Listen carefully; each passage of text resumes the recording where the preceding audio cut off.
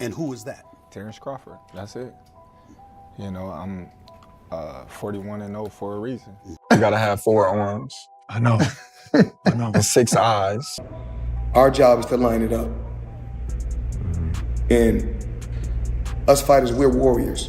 We always want to fight the best. Floyd Mayweather has issued a warning to Terence Crawford following controversial discussions about who would win between them. Floyd made it clear that his warning was about chasing something that may never exist. He suggested Crawford could be chasing a ghost because the version of Mayweather that dominated boxing retired on his own terms, and he never intended to let anyone rewrite that legacy. Anybody, I'm gonna always say me. Okay. Come on now. Floyd told Stephen A. Smith that boxing isn't simply about who is stronger right now. It's about who controlled the spotlight when it truly mattered. In Floyd's opinion, Crawford entering his mid-30s is too late to ask for a fight that could have happened earlier, when it would have generated the biggest numbers. I think wins in a fight, you or Prime Floyd? Me? No questions? Why would you think that I would say Floyd? You know, that's one of my favorite fighters. But yeah, nah. That message came during a heated debate on Stephen A. Smith's platform, where Floyd sat across from Crawford in a rare back and forth that immediately captured the boxing world's attention. Mayweather remained calm, but his words carried weight. He essentially told Crawford, "You can win all you want. You can even beat fighters I never faced, but you're not rewriting my history." By saying this, Floyd kept the focus on his own era while subtly criticizing Crawford for arriving too late to meet him in the ring. Because now society has shaped things to where if a fighter lose, they talk so bad about, oh, he's a bum. I knew he was overrated. Oh, y'all hyped him up, and now they gotta hear it. But back in the day, they didn't have social media. You know what I mean? So all that wasn't in. But this isn't just two fighters talking past one another. It's about how fans, fighters, and analysts are now taking sides in the debate. Even current fighters like Ryan Garcia have jumped in, adding fuel to the discussion. Garcia, never shy about sharing his opinions, had sharp words for Mayweather during a recent appearance on Ring Magazine's Inside the Ring. When former NFL running back LaShawn McCoy said nobody changed the game like Floyd Mayweather, Garcia cut him off, saying, in a bad way. Garcia argued that Floyd didn't just master boxing in the ring, but also mastered business timing. He accused Mayweather of fighting opponents when it suited him, waiting until names like Manny Pacquiao or Cotto were past their prime. According to Garcia, Floyd never truly fought elite opponents at their peak, claiming his perfection came from perfect matchmaking rather than perfect fighting. For Garcia, that mindset shifted boxing toward protecting undefeated records instead of chasing the toughest challenges. The game fucked up. Mayweather actually didn't get hit. Bud gets hit by dudes that, like, who on Bud's resume is an equivalent of someone on Floyd's resume? So that's it right there. You know what I'm saying? Like, Floyd not getting hit by elites, Bud getting hit by non-elites, and somehow y'all think Canelo. That's where Max Kellerman stepped in with his own perspective. Long regarded as one of boxing media's sharpest voices, Kellerman explained why Crawford may actually have a stronger legacy argument than Floyd, depending on how it's viewed. Floyd picked and chose when he fought opponents, especially after leaving lightweight, Kellerman said. While his resume is filled with big names, people remember that he avoided certain fighters at certain times. Crawford, on the other hand, even with a thinner resume in some areas, consistently wanted to fight everyone.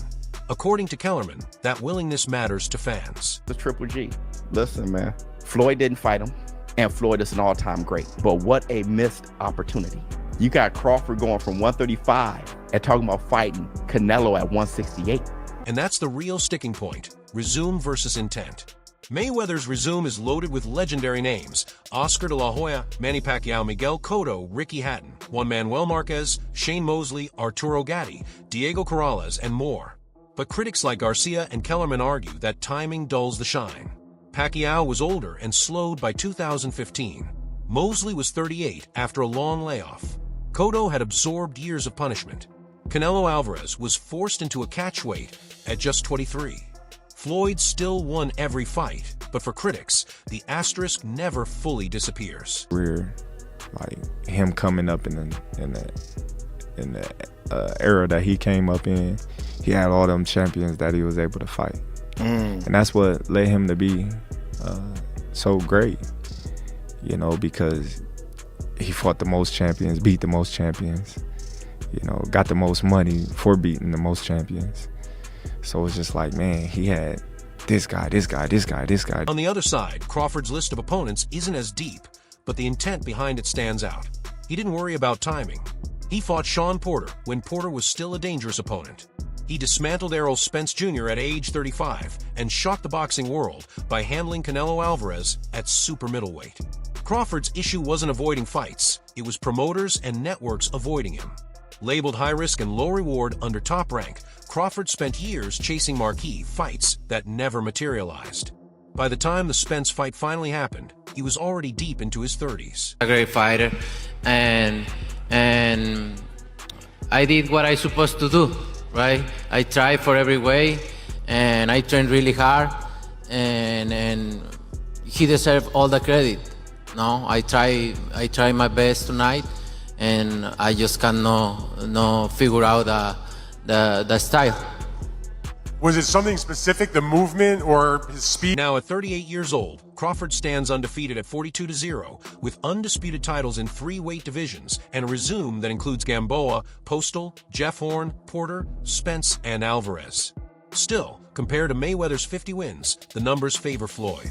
8 fewer victories may not sound massive, but in legacy debates, every win matters. However, Crawford holds one card Floyd never played, moving toward a 6th weight division. If Crawford drops to middleweight and captures a title, he'll achieve something Mayweather never attempted. Floyd stopped at 154 pounds. While he made history there, he never pursued 6 divisions. Crawford's ambition to chase bigger challenges could be what ultimately shifts the narrative. So does Terence. And Terence is psychologically a latter-day Sugar Ray Robinson. He has the same kind of capacity to be charming and then in the next 30 seconds to turn on his fire. And that, I think, is part of what he's going to take into the ring against Canelo. The timing of their eras adds another layer to the debate.